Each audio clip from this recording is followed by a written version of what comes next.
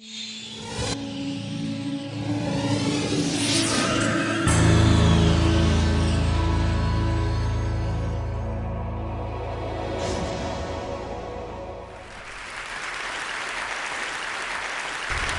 know, I'm struck by how one of the implicit themes of TED is compassion, these very moving demonstrations we've just seen, HIV in Africa, President Clinton last night. And I'd like to do a little collateral thinking, if you will, about compassion and bring it from the global level to the personal. I'm a psychologist, but rest assured I will not bring it to the scrotal.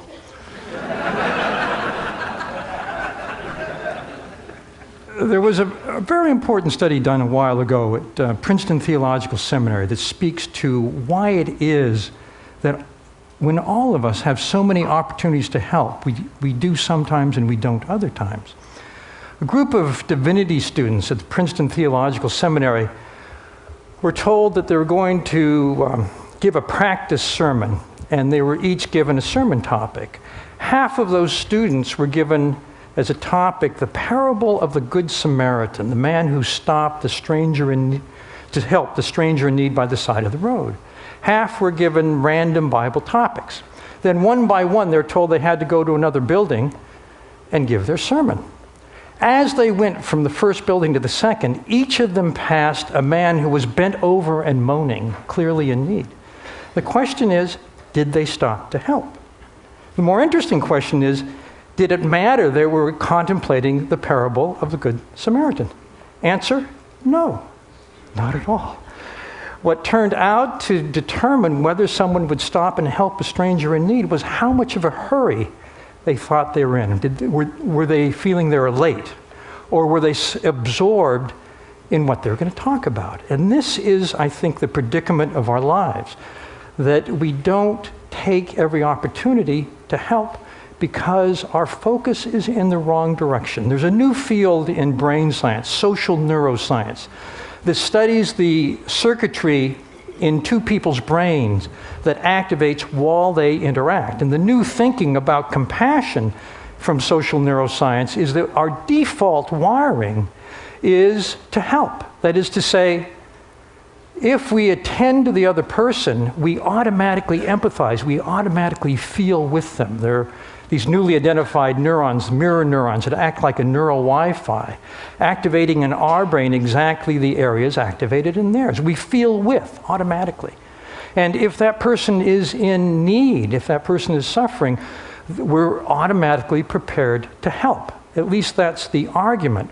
But then the question is, why don't we? And I think this speaks to a spectrum that goes from complete self-absorption to noticing, to empathy, and to compassion. And the simple fact is, if we are focused on ourselves, if we're preoccupied, as we so often are throughout the day, we don't really fully notice the other. And this difference between the self and the other focus can be very subtle. I was doing my taxes the other day, and I got to the point where I was listing all of the donations I gave, and I had an epiphany. I came to my check to the Seva Foundation, and I noticed that I thought, boy, my friend Larry Brilliant would really be happy that I gave money to Seva. Then I realized that what I was getting from giving was a narcissistic hit, that I felt good about myself. Then I started to think about the people in the Himalayas whose cataracts would be helped, and I realized that I went from this kind of narcissistic self-focus to altruistic joy, to feeling good for the people that were being helped. I think that's a motivator, but this distinction between focusing on ourselves and focusing on others is one that I encourage us all to pay attention to. You can see it in a gross level in the world of dating. I was at a sushi restaurant a while back, and I overheard two women talking about the brother of one woman who was in the singles scene. And this woman says, my brother is having trouble getting dates, so he's trying speed dating. I don't know if you know speed dating. Women sit at tables, and men go from table to table, and there's a clock and a bell, and at 5 minutes, bingo, the conversation ends, and the woman can decide whether to give her card or her email address to the man for follow-up. This woman says, my brother's never gotten a card, and I know exactly why. The moment he sits down, he starts talking nonstop about himself. He never asks about the woman. And I was doing some research in the Sunday Styles section of the New York Times, looking at the backstories of marriages because they're very interesting.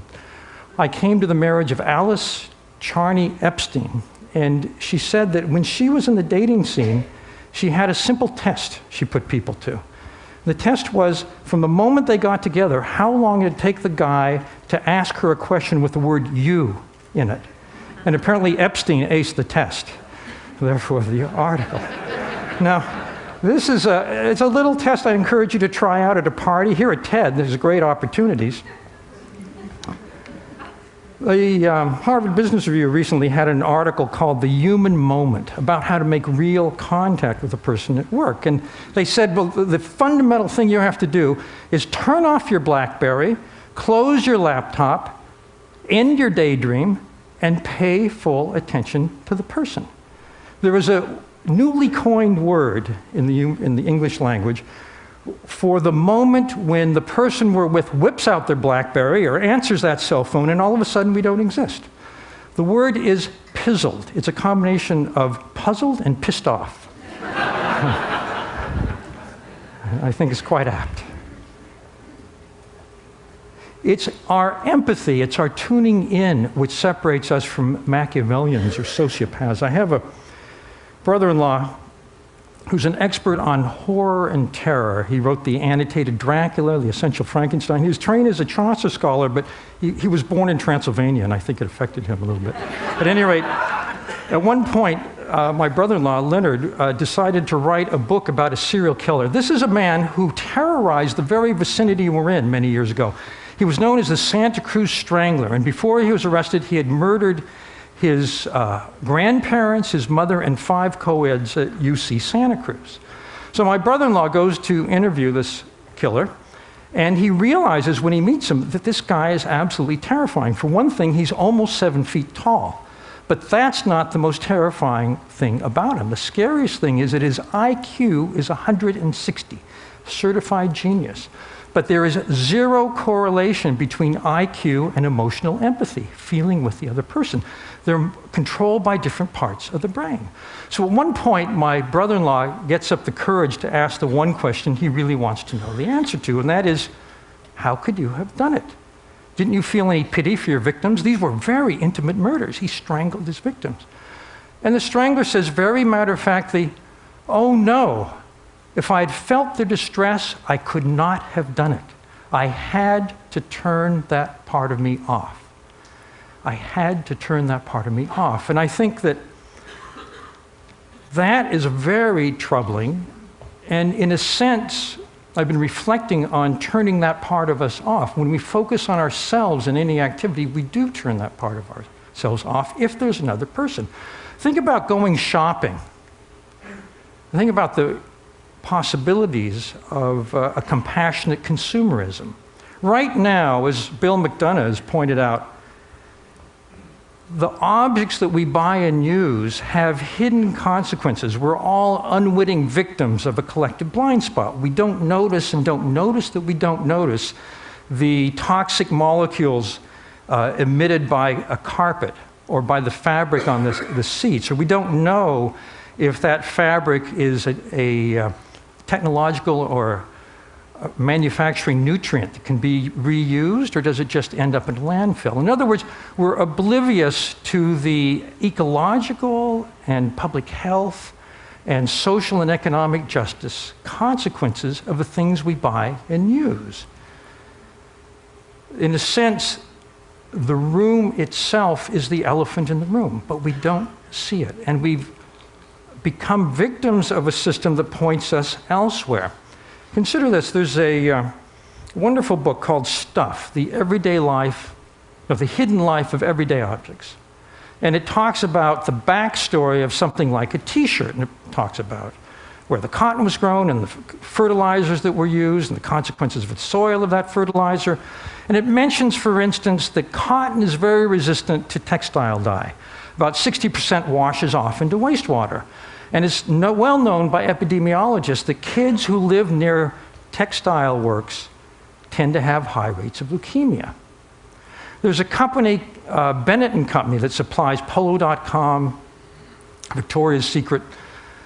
They, because of their CEO, who's aware of this, in China formed a joint venture with their dye works to make sure that the wastewater would be properly taken care of before it returned to the groundwater. Right now, we don't have the option to choose the virtuous t-shirt over the non-virtuous one. So what would it take to do that? Well, I've been thinking, for one thing, there's a new electronic tagging technology that allows any store to know the entire history of any item on the shelves in that store. You can track it back to the factory. Once you can track it back to the factory, you can look at the manufacturing processes that were used to make it, and if it's virtuous, you can label it that way. Or if it's not so virtuous, you can go into any store, put your scanner on a palm onto a barcode, which will take you to a website. They have it for people with allergies to peanuts. That website could tell you things about that object. In other words, at point of purchase, we might be able to make a compassionate choice. There's a saying in the world of information science, ultimately everybody will know everything. And the question is, will it make a difference?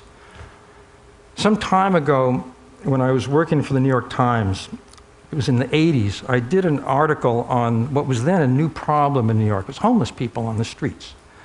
And I spent a couple of weeks going around with a social work agency that ministered to the homeless. And I realized, seeing the homeless through their eyes, that almost all of them were psychiatric patients that had nowhere to go. They had a diagnosis. It made me what it did was to shake me out of the urban trance where when we're passing someone who's homeless in the periphery of our vision, it stays on the periphery. We don't notice, and therefore we don't act. One day soon after that, it was a Friday, at the end of the day, I was going down to the subway. It was rush hour, and thousands of people were streaming down the stairs. And all of a sudden, as I was going down the stairs, I noticed that there was a man slumped to the side, shirtless, not moving, and people were just stepping over him, hundreds and hundreds of people. And because my urban trance had been somehow weakened, I found myself stopping to find out what was wrong. The moment I stopped, half a dozen other people immediately ringed the same guy. And we found out that he was Hispanic, he didn't speak any English, he had no money, he'd been wandering the streets for days, starving, and he'd fainted from hunger. Immediately, someone went to get orange juice, someone brought a hot dog, someone brought a Subway cop. This guy was back on his feet immediately. But all it took was that simple act of noticing. And so I'm optimistic. Thank you very much.